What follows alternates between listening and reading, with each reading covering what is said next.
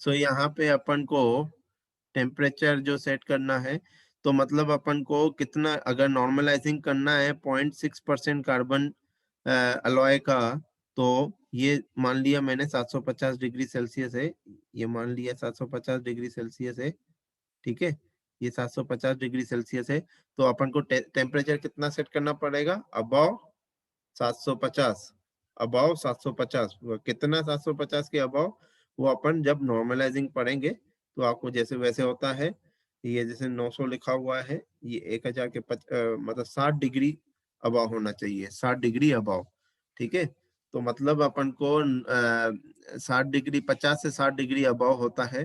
तो अगर अपन को 750 डिग्री सेल्सियस अपन को क्रिटिकल टेम्परेचर दिख रहा है 0.6% कार्बन के करस्पॉन्डिंग, तो हमें नॉर्मलाइजिंग करनी होगी। उसको नॉर्मलाइजिंग टेम्परेचर कितना सेट करना पड़ेगा, 750 प्लस 60 कितना हो गया, 810, 810 डिग्री सेल्सियस अपन को सेट करना पड़ेगा फर्नेस में, फर्नेस में 810 डिग्री सेल्सियस सेट करना पड़ेगा। समझ में आ गया, ठीक है, आया समझ में? किसी को डाउट हो तो पूछ सकता है अभी, जवाब तो दो बेटा। Yes sir. अंकित मेहर, समझ में आया? सर वो डाउट है, बोल क्यों नहीं रहे हो, मैं बोल वो रहा हूँ। 60 हाँ? तो नेटवर्क अटकता, नेटवर्क नेटवर्क मेरा खराब है जाती कि बीच में। आपका? सर मेरा, सर तो डाउट क्या आ रहा है, बताओ बताओ, मैं बताने के लिए तैयार हूँ ना। ये सर वो 60 आपने 60 डिग्री टेम्परेचर। डिग्री, ये नॉर्मलाइजिंग अभी पढ़ा थोड़ी रहा हूँ मैं, एग्जांपल लिया है। तो नॉर्मलाइजिंग अभी आगे चल के उसकी डेफिनेशन पढ़ाऊंगा। तो क्या है, नॉर्मलाइजिंग की डेफिनेशन ये है कि फॉर हाइपोयूटेक्टोइड स्टील,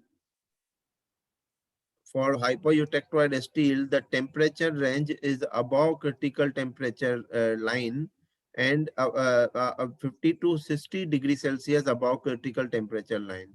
मतलब अपन को टेम्परेचर कितना सेट करना है, क्रिटिकल टेम्परेचर लाइन क्रिटिकल से टेम्प 60 डिग्री ऊपर, ठीक है, 60 यस सर। डिग्री, 50 से 60 डिग्री ऊपर।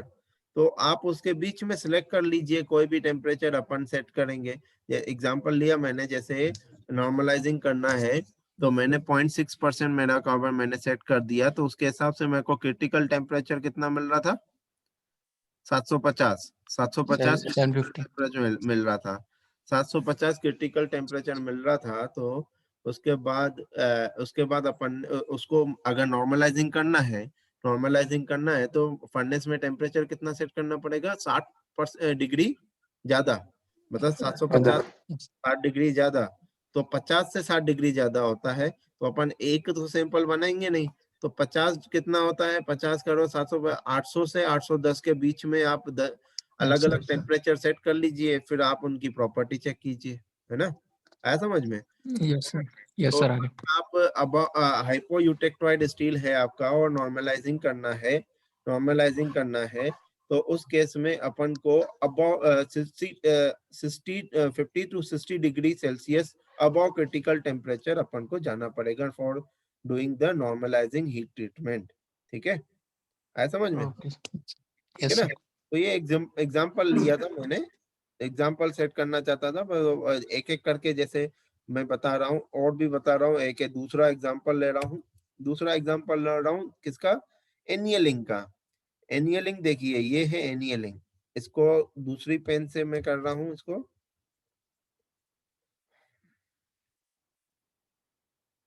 अब देखिए एनियलिंग, एनियलिंग क्या है प्रोसेस, यहाँ से लेकर यहाँ तक है। ये देखिए, ये है पूरी, यहाँ ये व्हाइट कलर जो आपको दिख रहा है, जहाँ पे हैच लाइन नहीं है, ये वाली, ये और ये जो आपको हैच दिख रहा है, ठीक है, ये ग्रीन वाला पोर्शन पूरा आपका, आपका क्या है, एनियलिंग, एनियलिंग रेंज है। अब देखिए, अगर आप अगर आपका मटेरियल हाइपोयूटेक्टोइड स्टील है, हाइपोयूटेक्टोइड स्टील है और एनियलिंग हीट ट्रीटमेंट करनी है, तो आपको क्या टेम्परेचर सेट करना पड़ेगा। अब ये क्रिटिकल टेम्परेचर क्या है, ये क्रिटिकल टेम्परेचर रेंज है। अबव क्रिटिकल ये कौन सा है? अपर क्रिटिकल, ठीक है। और ये क्या है? Lower critical. तो अपन को क्या टेम्परेचर, अगर आप हाइपो यूटेक्टोइड स्टील है आपका मटेरियल, और आपको एनियलिंग हीट ट्रीटमेंट प्रोसेस करनी है, तो आपको टेम्परेचर सेट करना पड़ेगा अबव अपर क्रिटिकल टेम्परेचर, ठीक है। और अगर आपका मटेरियल हाइपर यूटेक्टोइड है, आपका मटेरियल हाइपर यूटेक्टोइड है, तो उस केस में आपको ये क्या है, ये कौन सी लाइन है आपकी? Lower critical temperature line. ये क्या है? Lower critical temperature line. तो अगर आपका मटेरियल हाइपर यूटेक्टोइड स्टील है और आपको annealing process annealing heat treatment, sorry, annealing heat treatment process करनी है, तो टेम्परेचर क्या सेट करना पड़ेगा? Above lower critical temperature, above lower critical temperature. एक मिनट बेटा, मैं पॉज लोगों की पहले अटेंडेंस ले लेते हैं, फिर थोड़ा कंटिन्यू करते हैं। Yes yes sir. म्यूट कर लीजिए सभी लोग। अभिषेक जोशी, चंद, म्यूट कर लो।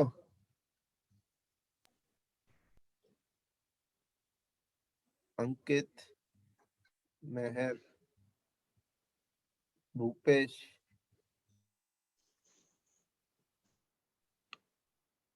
जसवंत, खुशीराम, ललित, खुशीराम, ललित,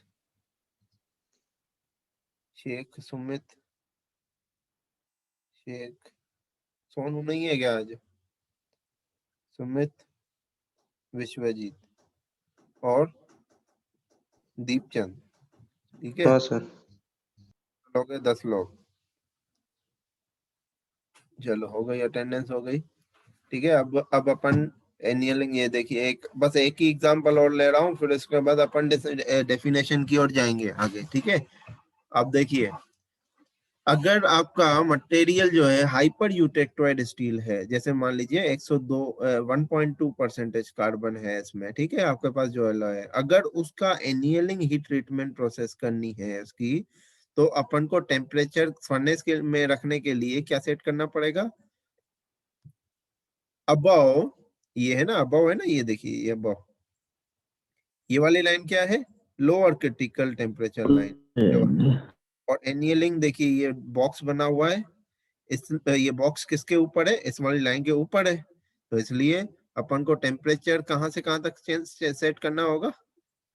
अपन क्रिटिकल टेम्परेचर भी सेट कर सकते हैं, यहाँ से लेकर यहाँ तक टेम्परेचर सेट करना होगा अपन को, ठीक है। तो above lower critical temperature line, ठीक है। तो एग्जांपल ले लेते हैं आयरन कार्बन डायग्राम में। आयरन कार्बन डायग्राम में एग्जांपल ले लेते हैं। देखिए आयरन कार्बन डायग्राम, अब देखिए आयरन कार्बन डायग्राम में आपका यहाँ पे ये 1.5%, ये वाली लाइन बनी हुई है, तो इसी को ही ले लेते हैं 1.5%, ठीक है।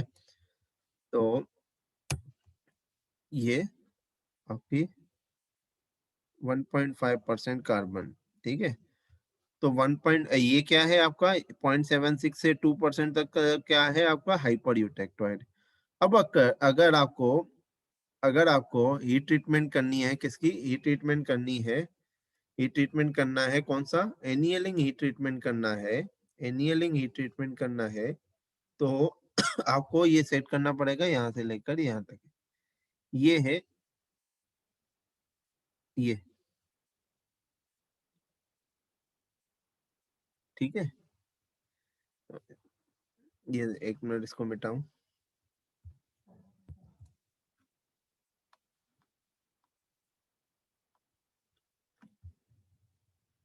देखिए, तो ये लाइन कितने टेम्परेचर की लाइन है? 727 डिग्री सेल्सियस की लाइन है। तो हाइपर यूटेक्टोइड के लिए आपका लोअर क्रिटिकल टेम्परेचर लाइन क्या हो जाएगी? 727 डिग्री सेल्सियस। तो आपको अगर 1.5% कार्बन अलॉय होगा और आपको एनियलिंग प्रोसेस करनी है, तो 727 डिग्री सेल्सियस से ऊपर आपको सेट करना पड़ेगा टेम्परेचर। कितना? 30 से 40 डिग्री सेल्सियस, ठीक है। 30 से 40 डिग्री सेल्सियस। तो फॉर एग्जांपल मेरे को 30 से 40 डिग्री तो 727 डिग्री सेल्सियस है और एनियलिंग हीट ट्रीटमेंट करना है, तो 727 प्लस 40 कितना होता है? 767 होता है, 767। तो अपन Yes, को sir. 757 से लेके 767 टेम्परेचर सेट करेंगे, फिर हीट ट्रीटमेंट करेंगे। ठीक है, आया समझ में? और अगर आपका हाइपोयूटेक्टोइड है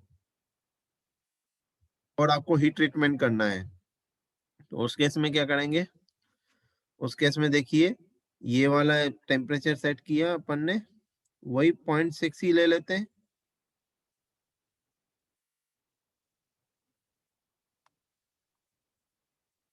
ठीक है, तो ये उस केस में अपन को ये आपकी प्रोसेस ऐसे होती है, एनियलिंग ऐसे होती है। ठीक है, ऐसे है ना।